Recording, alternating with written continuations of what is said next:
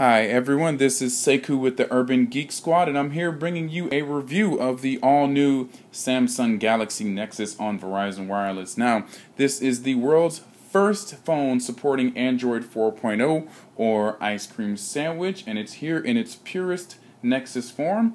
As stated in my previous article, the Samsung Galaxy Nexus comes equipped with a speedy, super fast 1.2 gigahertz processor, a nice 4.65 inch HD or 1280 by 720p Super AMOLED screen.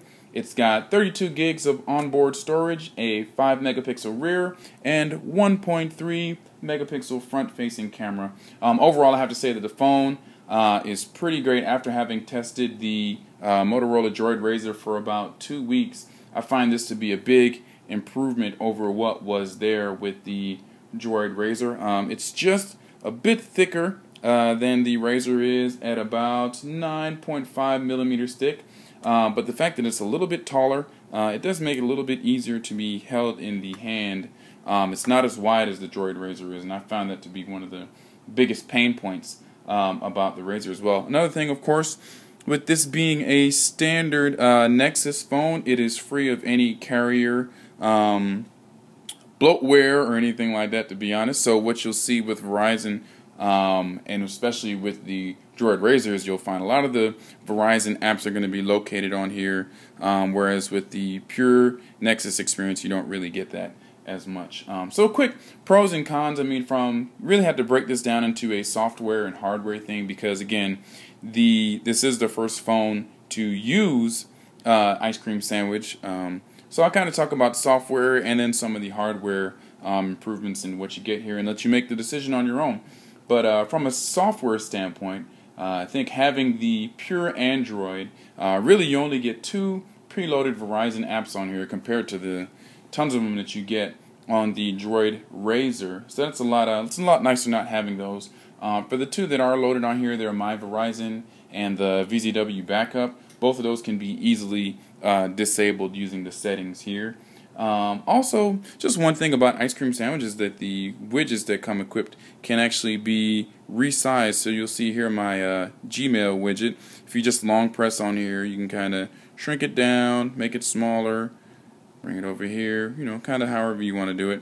It's a nice little addition that they've added on here. Just something I thought I'd mention. The Gmail has actually been improved pretty nicely, as you've seen some of the updates that have gone into the Gmail through the web browser. There's actually really nice improvements that they've done to the app here. They've also included in the settings, you've got some abilities to kind of manage your data usage. So you get some charts in here. You can set what your limit is from a data standpoint. With Verizon, if you've got 2 gigs or 4 gigs, you can kind of track how that data is being used. Also, it's also integrated, as with all Gmail apps, there's a nice integration with the Google Music app as well. So that's another nice thing. From a hardware standpoint, I mean, as you can see, it's got a large 4.6 inch screen.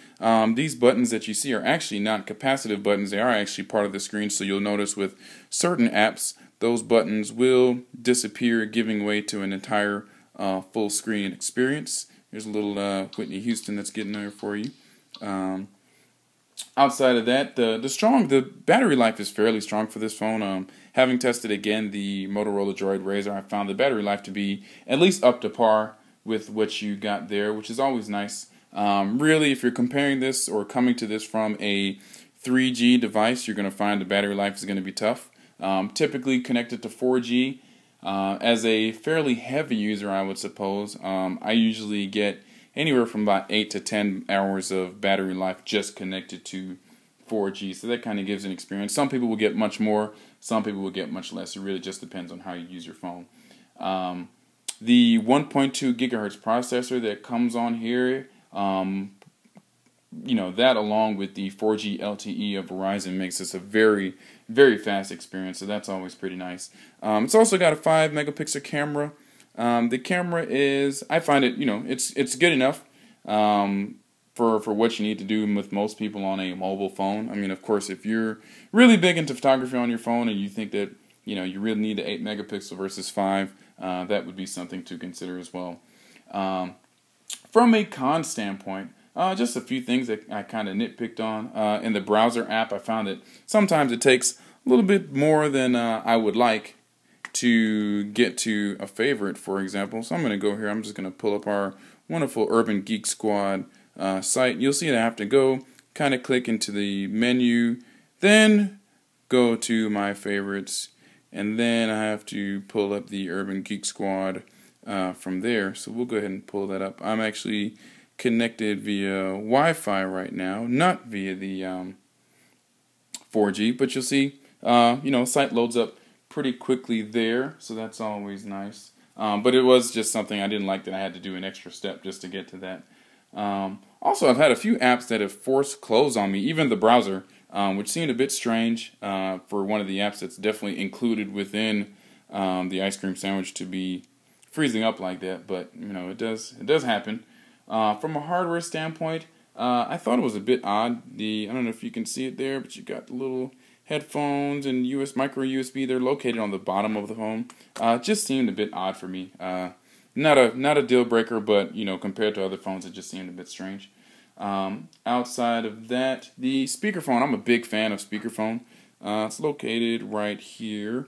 I just kind of thought that it was a bit underwhelming. It's definitely got the volume, but as far as how people sound, I actually thought people sounded a little bit muffled on the phone, which kind of got to me because I use my speakerphone a lot. I also mentioned the camera before. Again, the camera is adequate for me. 5 megapixels is just fine for what I need to do. But again, if you're a stickler for 8 megapixel, or when you compare it to the other phones that cost about this price, 5 megapixels is a bit underwhelming, so something to consider as well.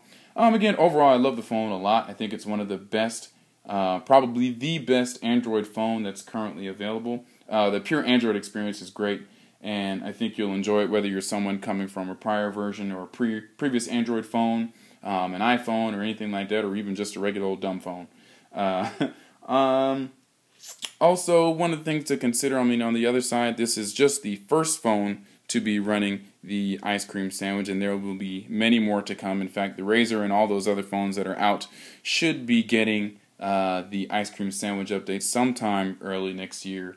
And there's lots of rumors of phones coming out with quad-core chips in them, so very fast phones. So this is kind of the first one in, but in true Android form, there will be new phones, new powerful phones that will be coming out very soon. But again, as far as my review, I think this is an excellent phone. If you're looking for something for the holidays, this is definitely going to be your best bet as far as the options that you have available. So, once again, this is Sekou with the Urban Geek Squad, and feel free to drop any questions or comments below. Thanks a lot.